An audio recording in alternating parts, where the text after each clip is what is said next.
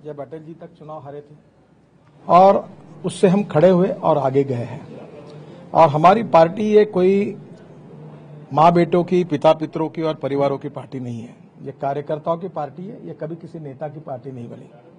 और इसलिए जब विजय होता है तो सभी का होता है और हार होती है तो सभी की होती है। जब 4-4 स्टेट हमने एक समय गंवा दिए थे तब भी हमने किसी एक व्यक्ति को उसके लिए जिम्मेदार नहीं माना था। और इसलिए प्रधानमंत्री नरेंद्र मोदी और अमित शाह हमारे अध्यक्ष, इनको इसके लिए जिम्मेदार मानना उचित नहीं होगा। ये हार है तो पार्टी की है, सबकी, हम सबकी है। हम अपनी और ताकत बढ़ाने की कोशिश करेंगे। हमारे में कुछ कमी है तो उसको सुधारने की कोशिश करेंगे और इसका मंथन भी करेंगे। पर जहां तक बात है इसके लिए किसी नेताओं को जिम्मेदार मानना, ये कल भी हमारी भूमिका में नहीं था, आज भी नहीं है और भविष्य में नहीं रहेगा। और इसलिए मैं मानता हूं कि आज का समय हमारे देश के लिए बहुत कठिन परिस्थिति से गुजर रहा है। आर्थिक स्थिति पर अनेक आह्वान देश के सामने खड़े हैं और पहली बार प्रधानमंत्री नरेंद्र मोदी जी के नेतृत्व में एक आर्थिक प्रक्रिया पॉजिटिव मार्ग से आगे जा रही है। आज दुनिया में भी क्राइसिस है।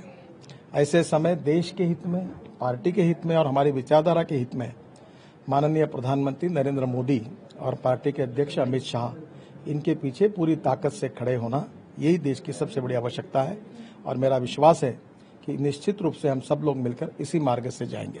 सर, पत्र जारी करके कहा गया है कि पिछले 1 सालों में दिल्ली चुनाव से लेकर बिहार चुनाव तक पार्टी कमजोर हुई है और उन नेताओं से इसकी समीक्षा कराई जाए जिन्होंने प्रचार की भूमिका नहीं निभाई है।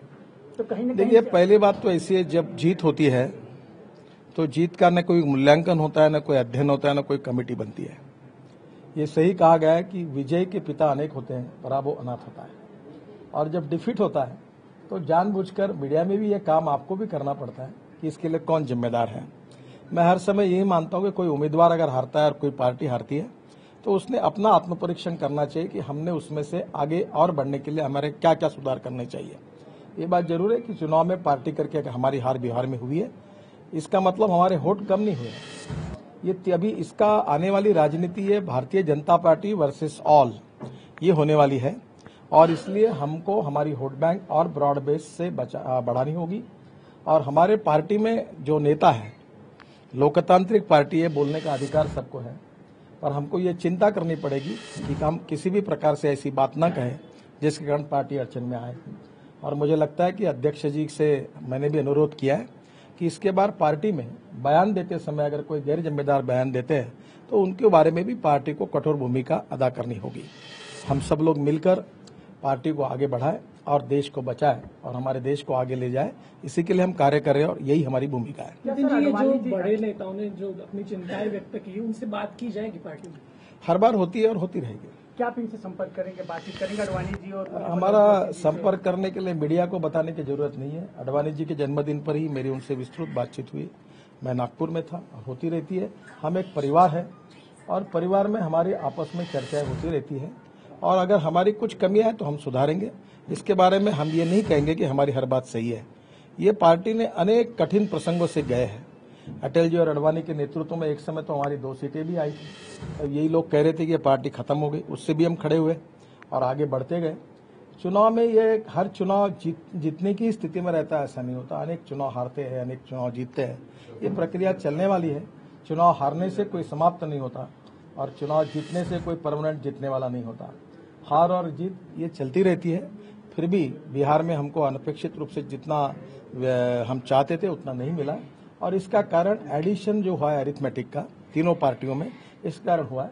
हम और मेहनत करके बिहार में हमारे इस वोट शेयर को 5 से 7% और बढ़ाएंगे और आगे निश्चित रूप से हम पार्टी को बढ़ाकर आगे जीत हासिल करेंगे। लगातार जो आपके विरोधक हैं नितिन जी, वो आरएसएस को भी फिलहाल टारगेट कर रहे हैं बीजेपी के साथ। देखिए, पहली बात तो ऐसी है कि मैं फिर से आपको बता रहा हूँ, इस बार आरएसएस प्रमुख मोहन भागवत जी को जिम्मेदार मानना, कई और बातों को लेकर इसकी चर्चा करना, ये बिल्कुल गलत है। देखिए, मैं फिर से कह रहा हूँ, अगर लोकसभा में तीनों पार्टियों की अगर बेरीज करेंगे तो 45% होती है और हमारी 38% होती है, वो 40.48% होती है। तो अगर उस समय भी लोकसभा में तीनों पार्टी साथ में आती तो हमारा वोट शेयर कम होता था। ये एडिशन हुआ है, तीनों एक समय एक साथ आए हैं इनमें से हमको और ज्यादा मेहनत करके इनके शेयर में से 5 से 7% वोट कम करके हमको जोड़ना, यही हमारी सबसे बड़ी कसौटी है। और इसलिए आने वाला समय बीजेपी वर्सेस ऑल ये हो सकता है, ये समझकर हमारे कार्य का विस्तार बढ़ाना, नए नए लोगों को पार्टी के साथ जोड़ना और विशेष रूप से देश को आर्थिक स्थिति में सुदृढ़ और मजबूत करना, ये बातें हमको करनी है। और मुझे लगता है कि निश्चित रूप से हमारी आर्थिक नीतियां जिस प्रकार से चल रही है वो रोजगार की निर्मित करने वाली है और इस कारण आने वाले समय में निश्चित रूप से हम आगे जाएंगे, ये मेरा विश्वास है। तो सर लग रहा है कि ऑपोजिशन यूनाइटेड हो गया बीजेपी के खिलाफ? देखो भाई, मैं तो अक्सर यही बात मानता हूँ और मैं राजनीति में इस पर विश्वास हो, हमारे खिलाफ जितने लोगों को एक होना है वो एक हो जाओ। मैं तो कहूंगा कि हमारी ताकत उससे सिद्ध होती है और इससे डरना नहीं चाहिए। आज राजनीति हर समय फॉरवर्ड आगे होकर करनी चाहिए। दुनिया की जितनी ताकत एक होना एक हो जाओ। हम ताकत है, हम लड़ने के लिए तैयार है। हम हमारी अपनी ताकत बढ़ाएंगे, हमारे संगठन का विस्तार करेंगे, हमारी नीतियां लोकोपयोगी, जनोपयोगी, गांव, गरीब, मजदूर, किसान और कल्याण की होगी। नई वोट बैंक को जोड़ेंगे और ताकत के साथ लोकतांत्रिक मार्ग से हम लड़ेंगे। नितिन जी, क्या अमित शाह जी की टेन्योर खत्म हुई, ऐसा मानना चाहिए अभी आने वाले कुछ? देखिए, पहली बात तो ऐसी है कि कोई चुनाव से किसी का भविष्य तय नहीं होता, ये मीडिया के चर्चा के विषय है। टर्म भी खत्म हो रही है, नहीं तो पार्टी उचित समय निर्णय करेगी। और अमित शाह जी की हार नहीं है बिहार की, ना नरेंद्र मोदी की है। अनेक बार अभी नागपुर में हम लोग छोटे मोटे चुनाव हारे हैं। आपने लिखा है देवेंद्र जी भी नागपुर से, मैं भी नागपुर में हूँ, पर अब हिंगना तहसील में हम कभी थे ही नहीं और फिर भी हमको ध्यान देना पड़ेगा। पहले बार जीते तो और ताकत बढ़ानी पड़ेगी। तो हम एक चुनाव हार गए, एक चुनाव जीत गए, फिर 2 चुनाव जीत गए, फिर 1 चुनाव हार गए। कभी कभी ये होता ही है, कभी वहाँ स्थानिक लोगों के प्रति भी नाराजगी होती है, ऐसा भी होता है। मुझे लगता है कि राजनीति में कोई एक हार ये परमानेंट हार नहीं होती और कोई एक जीत परमानेंट जीत नहीं होती।